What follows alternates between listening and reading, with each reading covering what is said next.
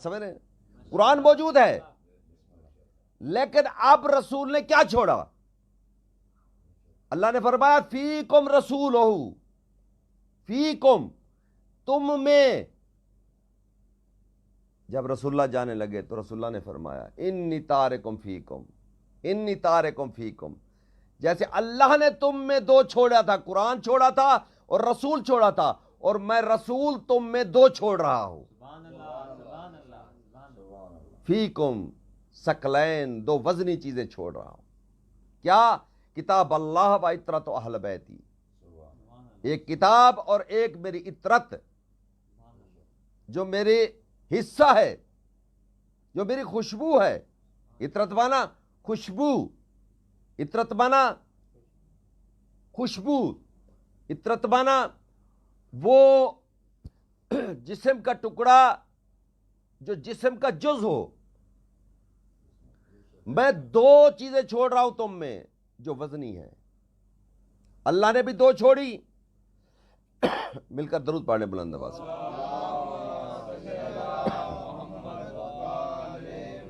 اللہ نے بھی دو چھوڑی، رسول نے بھی دو چھوڑی۔ رسول فرمایا کہ تم میں دو وزنی چیزیں چھوڑ رہا ہوں، پھر فرمایا انی تارکم فیکم الامرین، میں تم میں دو امر چھوڑ رہا ہوں۔ پہلے فرمایا ثقلین، دو وزنی چیزیں چھوڑ رہا ہوں، پھر فرمایا انی تارکم فیکم الامرین، میں دو امر چھوڑ رہا ہوں، ایک اللہ کی کتاب اور ایک میرے اہل بیت۔ پھر فرمایا انی تارکم فیکم الخلافتین، میں تم میں دو اور چیزیں چھوڑ رہا ہوں۔ کیا؟ ایک قرآن چھوڑ رہا ہوں اور ایک میرے اہل بیت ہے۔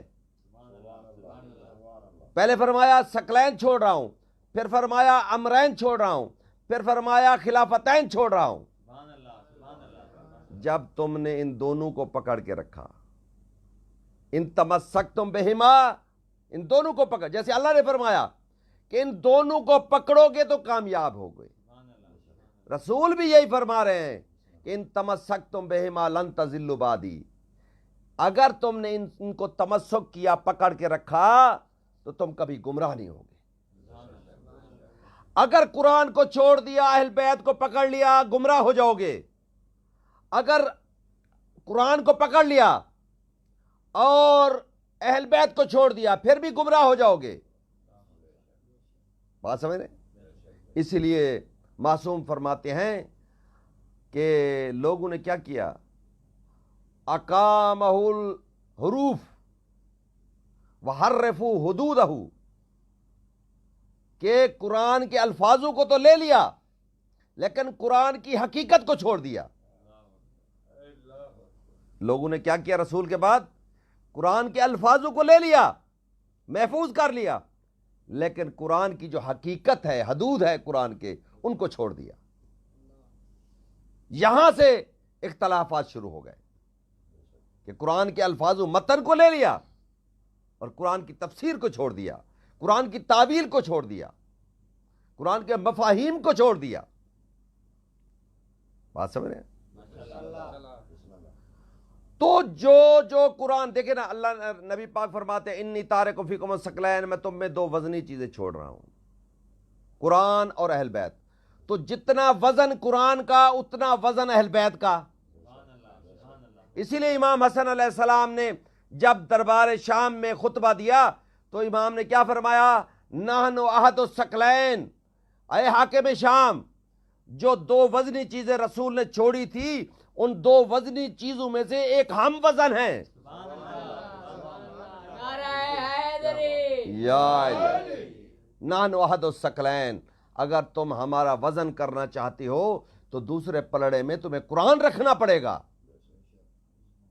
ہمارا وزن قرآن کے برابر ہے۔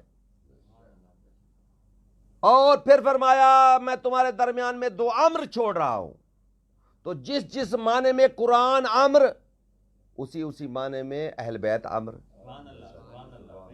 پھر فرمایا میں تم میں دو خلافتیں چھوڑ رہا ہوں، خلافتین، تو جس معنی میں قرآن خلیفہ، اسی معنی میں اہل بیت خلیفہ۔ یعنی اگر آپ قرآن کو دیکھیں کہ جس جس معنی میں قرآن طاہر، اسی معنی میں اہل بیت طاہر، جس جس معنی میں قرآن معصوم، اس معنی میں اہل بیت معصوم۔ اب قرآن مجید میں ارشاد ہوتا ہے کہ یہ قرآن تبیان لکل شے، یہ قرآن تبیان ہے ہر شے کے لیے۔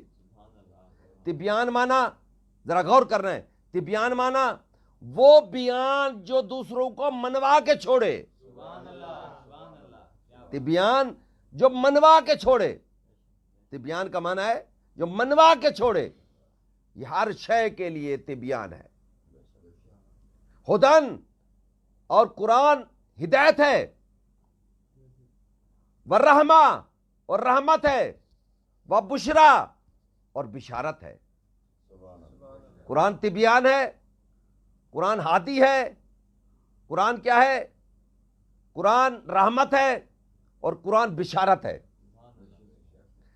قرآن تبیان ہے، اس میں ہر چیز کا بیان ہے اس میں۔ اور اللہ تعالیٰ فرماتے ہیں قرآن مجید میں کل شیء احصیناہ فی امام مبین، جیسے قرآن میں ہر چیز کا ذکر ہے، اسی طرح امام کے پاس بھی ہر چیز کا علم ہے۔ یہ تھیوری ہے، یہ قرآن کی تھیوری ہے، تبیانا لکل شیء، یہ تھیوری ہے قرآن کی۔ پریکٹیکل ممبر سلونی پر میرے مولا نے جب دعویٰ کیا سلونی سلونی قبل ان تفقدونی، اے لوگوں پوچھو مجھ سے جو پوچھنا ہے، جو پوچھنا ہے، یا بات سمجھ رہے؟ قرآن ہدن ہے، ہادی ہے۔ قرآن کیا ہے؟ ہادی ہے۔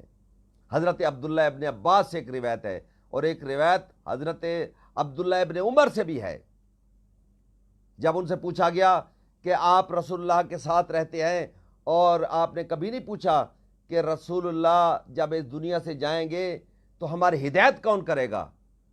تو رسول اللہ نے فرمایا انتظروا، انتظار کرو۔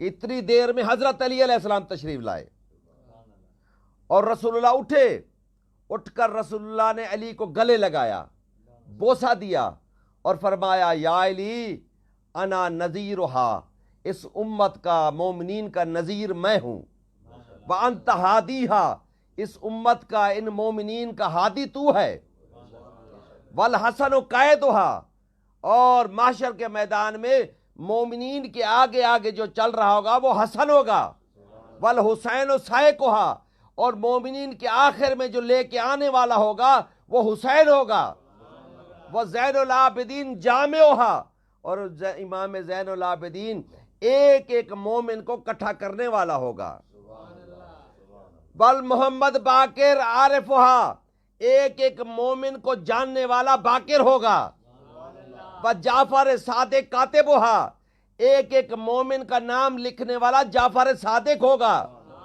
وہ موسیٰ کاظم موسیہا، اور موسیٰ کاظم ایک ایک مومن کی گنتی کرنے والا ہوگا، وہ علی رضا، علی رضا حوض کوثر سے منافقین کو بھگانے والا ہوگا، وہ محمد تقی خطیبہا، اور محمد تقی حوران جنت سے مومنین کا نکاح پڑھانے والے محمد تقی ہوں گے۔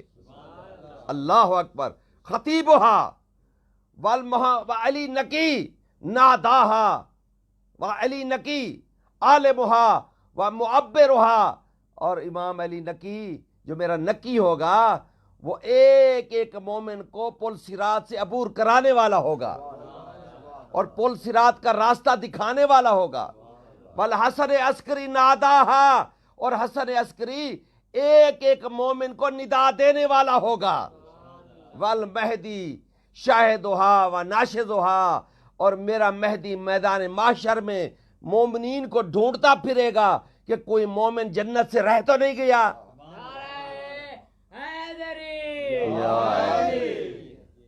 تو قرآن تبیان ہے، قرآن ہدایت ہے، اہل بیت بھی ہدایت ہے، ہادی ہے، اور قرآن رحمت ہے، وما ارسلناک الا رحمۃ للعالمین، اہل بیت بھی رحمت ہے۔ بات سمجھ رہے ہیں؟ تو یہ بھی بشارت ہے، بشرا ہے مومنین کے لیے اہل بیت. پھر قرآن مجید میں ارشاد ہوتا ہے یعلم تاویلہ یعلم تاویلہ الا اللہ والراسخون فی العلم. میں عرض کر رہا ہوں جو قرآن ہے وہ اہل بیت ہے. کیونکہ نزول قرآن ہے نا جی, تو معرفت قرآن کے ساتھ ساتھ معرفت اہل بیت بھی ہونی چاہیے. یعلم تاویلہ الا اللہ والراسخون فی العلم. اس قرآن کی تعویل یا اللہ جانتا ہے یا وہ جانتے ہیں جو راسخون فی العلم ہے. کیا مطلب؟ یہ قرآن مشکل ہے. یہ قرآن کیا ہے؟ مشکل ہے. اور اہل بیت مشکل کشا ہے.